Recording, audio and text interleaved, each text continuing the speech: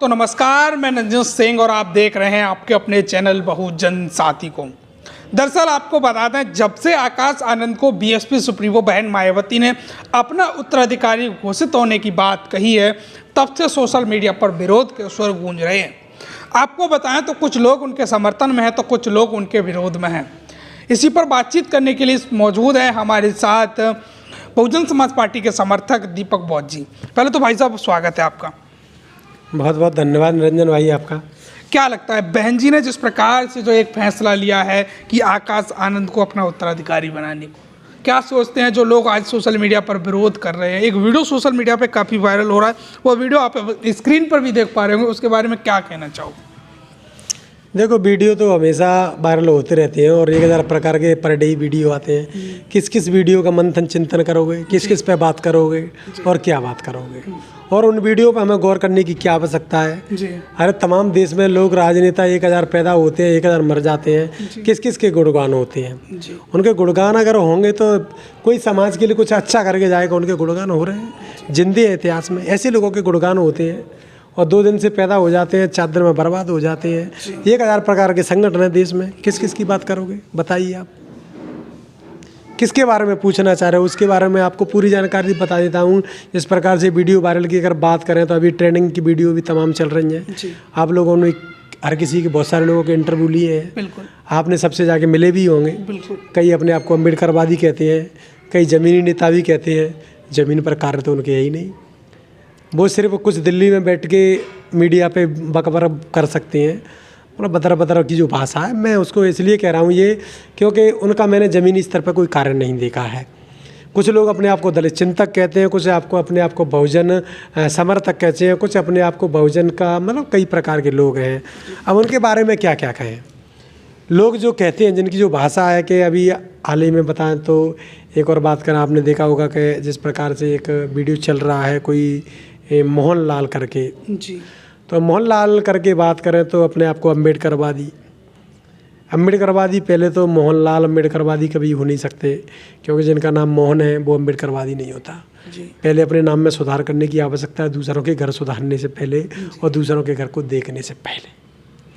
रही बात किसके संघर्ष की, किसने कितना क्या संघर्ष किया है, संघर्ष का कोई पैमाना नहीं होता। संघर्ष का पैमाना इतिहास में जब नाम लिख जाता है तब पता चलता है कि इसका संघर्ष ज़्यादा था। बाबा साहब डॉक्टर अम्बेडकर की तुलना अगर बात करें तो बाबू जगजीवन राव थे उस समय के जी। अब इतिहास में किसका नाम लिखा? बाबा साहब डॉक्टर अम्बेडकर विधायक सांसद नहीं बन पाए, गुलामों ने चाटुकार उनके साथ चुनाव लड़ते रहे, लेकिन बाबा साहब नहीं बन पाए। और बाबा साहब नहीं बन पाए तो जगजीवन राव उप प्रधानमंत्री बनते आए। अब उप प्रधानमंत्री की ज़्यादा गिनती है देश में या बाबा साहब डॉक्टर अम्बेडकर की ज़्यादा गिनती है? बाबा साहब डॉक्टर अम्बेडकर के देश भर में अगर उनकी मूर्तियों की, स्टैचुओं की बात करें, उनके पुतलाओं की बात करें तो देश भर में सबसे ज़्यादा उन्हीं के हैं। जगजीवन राव के कितने हैं? कांग्रेस ने उनको बना के रखा स्टैम्प पैड को, उप प्रधानमंत्री पद, जो कि संविधान में कोई पद नहीं है, वो बना के रखा था। लेकिन क्या वो आपने कभी प्रधानमंत्री का कोई समाज के लिए योगदान देखा? उनकी जो भूमिका थी वो केवल उत्तर प्रदेश तक सीमित रहेगी, उत्तर प्रदेश के एक ज़िले तक ही जहाँ उनका जन्म हुआ। भाई उनकी 1-2 मूर्तियाँ लगी होंगी, उसके अलावा भारतवर्ष में ज़्यादा उनका कोई योगदान नहीं है। तो गुलाम चाटुकार लोग बहुत होते हैं दुनिया में, वो कहते हैं हम दलित चिंतक हैं, ये हैं वो हैं, तमाम चिंतक बनते रहते हैं। लेकिन चिंतकों की बात तो यहाँ समझ में जब आएगी जब चिंतक समाज में कुछ नया करके दिखाएं कि नहीं साहब हम ये कर रहे हैं, ये लोग ये करते हैं तो हम ये करते हैं। तमाम लोग हैं, किस किस की बात करेंगे? क्या लगता है जिस प्रकार से आकाश आनंद को उत्तराधिकारी घोषित किया है और किसी को क्यों नहीं किया? जो बहन जी ने जो बातें कही थी, बहन जी अपनी बातों से क्यों पलट गई? देखो, बहन जी की बात करें तो बहन जी बहन जी को मान्यवर साहब कांशीराम ने उत्तराधिकारी बनाया जी। अब बहन जी ने आकाश आनंद जी को उत्तराधिकारी घोषित किया है जी। देखो, उत्तराधिकारी घोषित किया, इस स्थिति में अगर बात करें, इस स्थिति में बात करें तो यहाँ एक यूथ आइकन की ज़रूरत थी, यूथ लीडर की ज़रूरत थी। बात यहाँ पर यह भी आती है कि बहन जी ने जिन जिन लोगों पर विश्वास किया, चाहे वो यूथ हों या फिर एक से एक अच्छे लीडर हों, उन्होंने किया। तो कहीं ना कहीं बहन जी देखो साहब कांशीराम के साथ रही हैं, उनके पैमाने में शायद कोई नहीं समझ में आया होगा ये कोई बड़ी बात थोड़ी नहीं कि बहन जी ने आकाश आनंद को घोषित कर दिया, उनको कुछ दिखा होगा। अभी बहन जी भी 20 साल राजनीति संन्यास लेने वाले नहीं है कि वो राजनीति को छोड़कर कहीं जा रही हो, कि उन्होंने बंद कर दिया, वो घर बैठ गई हो। बहन जी में आज भी इतनी ताकत है कि बहन जी आधे आधे घंटे, पौन घंटे, 45 मिनट तक का भाषण तो आज भी खड़े होकर देती हैं। उनकी उम्र की आपको पता है ना, उम्र के बारे में भी तो लोगों को पता है कि इस जमाने जो बूढ़े लोग हो जाते हैं धक्का से गिर जाते हैं, बहन जी आज भी 45 मिनट तक बगैर स्टॉप, भले वो मंच में पढ़ती हैं भाषण को, लेकिन 45 मिनट तक आज की उनकी उम्र में कोई पढ़ नहीं सकता, ना ही वो कोई सुना सकता। तो क्या लगता है भाई साहब, बहन जी ने आज तक एक भी विश्वास पात्र नेता क्यों नहीं पैदा कर पाया? काशीराम साहब ने तो तमाम नेता पैदा किए। साहब कांसीराम ने अगर तमाम पैदा किए होते तो बहन जी भी तमाम कर देती। बहन जी भी साहब कांसीराम के पास अकेली उत्तर प्रदेश में मिल पाई। जब साहब कांसीराम थे तो आपने तमाम लीडर देखे भी होंगे, कई बामसेब में तैयार किए, उन्होंने साहब कांसीराम को धोखा देकर दूसरी बामसेब बनाई। साहब कांसीराम के जीते जी भी लोग कई पार्टी छोड़ के चले गए, उन्होंने पार्टियां भी बनाई। आप क्या समझते हैं, क्या मुलायम सिंह, लालू प्रसाद यादव, क्या रामविलास पासवान ये साहब कांसीराम से नहीं मिलते थे? क्या मिले मुलायम कांसीराम हवा में उड़ गए जैसी रम, ये नारा आपने सुना नहीं क्या? तो ये तमाम क्या ये साहब कांसीराम ने तैयार नहीं किए? जब मिले मुलायम कांसीराम एक साथ तैयार हुए हैं, मानव साहब कांसीराम इटावा से चुनाव लड़े, तो ये सभी बातें तो बन जाती हैं ना। उन्होंने पार्टियाँ क्यों बना ली?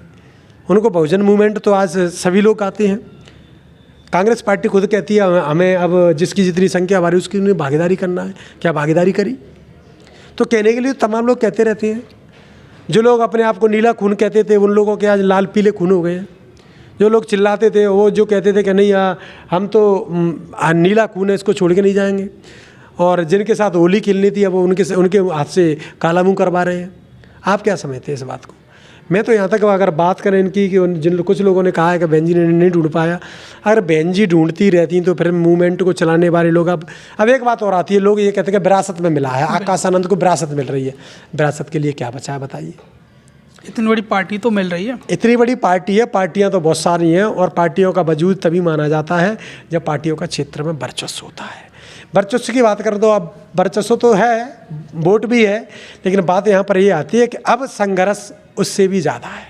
क्योंकि उस समय की बात करें मान्यवर साहब कांसीराम के समय की और बहन जी के ज़माने के, उस समय कोई क्या ज़्यादा लीडर नहीं थे, कंपटीशन नहीं था। आज की स्थिति में कंपटीशन कितना है, एक से एक नए लीडर रोज़ाना पैदा हो रहे हैं। रोज़ाना तमाम लोग अपनी अपनी बैंड बाजे बजाने के लिए रोड पर आ जाते हैं, धरना प्रदर्शन करने के लिए आ जाते हैं। तो ऐसे लोग हैं आज की स्थिति में, और इतने लोग हैं कि ये मान लो कि आंदोलन करने के लिए उतारू हैं लोग, और वो कहते हैं कि हम बनेंगे विकल्प। तो कहीं ना कहीं ऐसा नहीं है। उनसे लड़ने के लिए बहन जी ने जो निर्णय लिया, आकाश आनंद यूथ है 28 वर्ष, अभी उनकी उम्र 28 वर्ष है, और शायद बहन जी तो इससे भी इतनी उम्र शायद लमसम होगी उस समय जब बहन जी ने पार्टी ज्वाइन की थी और बहन जी ने जब काम करना शुरू किया था। क्या लगता है भाई साहब, 24 का चुनाव है और मध्य प्रदेश, राजस्थान, छत्तीसगढ़ का चुनाव उन्हीं के सानिध्य में हुआ, रिजल्ट खराब आए, लेकिन 24 का चुनाव है, 27 का चुनाव, अगर वो रिजल्ट अच्छा नहीं दे पाते हैं तो क्या स्वतः उनको पार्टी से नहीं जाना चाहिए? क्या किसी नया नेतृत्व तो नहीं देना चाहिए उनको?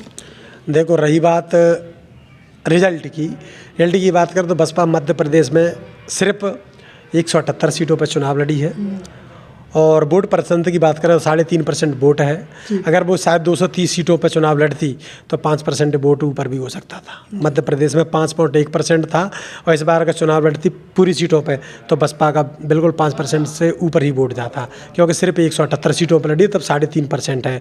रही बात इसमें बात करें जो पार्टियाँ, बहन जी ने अभी जो बात कही है, आकाश आनंद जी वो बात कहते हैं, अभी जो बात कही है कि नहीं हम उससे गठबंधन करेंगे जिसका वोट ट्रांसफ़र होता हो।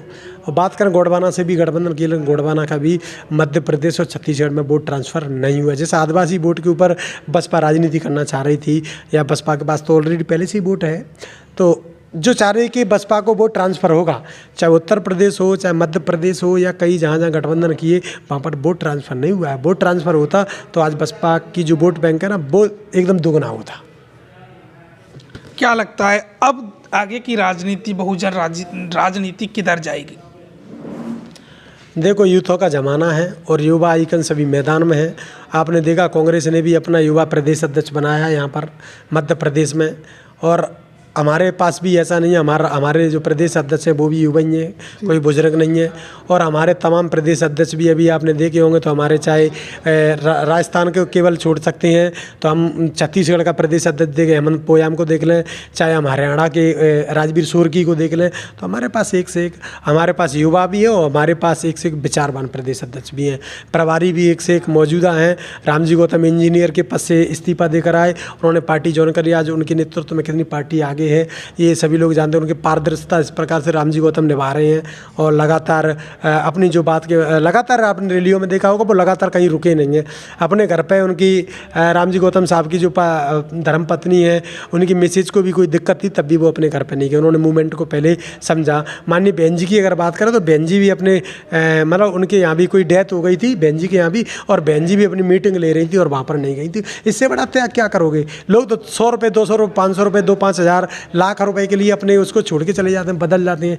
बहन जी तो अपने परिवार में डेथ हो जाती है, वहाँ पर नहीं जाते। अब उनकी अब रामजी गौतम से बड़ा ये कौन सा उदाहरण रहेगा? उनकी पत्नी जो धर्मपत्नी जो संग रही है, उन्होंने जीवन मरने की कसमें खाई हैं, बच्चे पैदा किए हैं और उनको कोई दिक्कत है और रामजी गौतम साहब नहीं जा पाए, सांसद अपनी पत्नी को देखने नहीं जा पाए। इससे बड़ा त्याग क्या लोगे? इससे बड़ा मूवमेंटिंग क्या लोगे? वो अपने काम कर रहे हैं लगातार। अब ये कहें कि नहीं कोई आके और कोई संभालेगा, तो भाई काम करने वाले तो साथ में काम करो ना। मना किसने किया है? क्या बहुजन समाज पार्टी में किसी ने रोक के रखा है कि तुम काम नहीं कर सकते? बस पार्टी की गाइडलाइन में काम तो करना पड़ेगा। पार्टी की गाइडलाइन से जाकर आप नहीं चल सकते। और सभी जगह अपनी अपनी गाइडलाइन होती हैं और गाइडलाइन के हिसाब से ही सभी लोग चलते हैं। अब 2024 की बात करें तो 2024 में फिर भी गठबंधनों का दौर हो सकता है। मैं ऑथराइज तो नहीं हूँ, कह भी नहीं सकता कि गठबंधन होगा या नहीं होगा, लेकिन बहन जी इस प्रकार से कह रही हैं कि गठबंधन हम उसी से करेंगे जिसका वोट बसपा के लिए ट्रांसफ़र होगा। दलितों का वोट बहन जी के कहने पर चला भी जाता है लेकिन अन्य का वोट नहीं जा पाता। तो गठबंधन की गुंजाइश बहन जी ने स्पष्ट रूप से, आप भी पोस्ट चल रहे हैं, सोशल मीडिया पर भी चल रहा है कि गठबंधन हम उसी से करेंगे जो वोट ट्रांसफ़र करवाने में सक्षम है, जिसकी जाति हमें वोट कर सकती है। तो ये हमारे साथ दीपक बौद्ध जी मौजूद थे जिन्होंने बड़ी बेबाकी से अपने शब्द रखे, जो लगातार बसपा के खिलाफ सोशल मीडिया पर एक ट्रेंड चल रहा है। आकाश आनंद को जब से बसपा का राष्ट्रीय अध्यक्ष यानी उत्तराधिकारी बनाने की घोषणा की है तब से लगातार सोशल मीडिया पर उनका विरोध हो रहा है। तो आप क्या कहना चाहते हैं इस वीडियो के बारे में? वीडियो को शेयर करना, चैनल को सब्सक्राइब करना।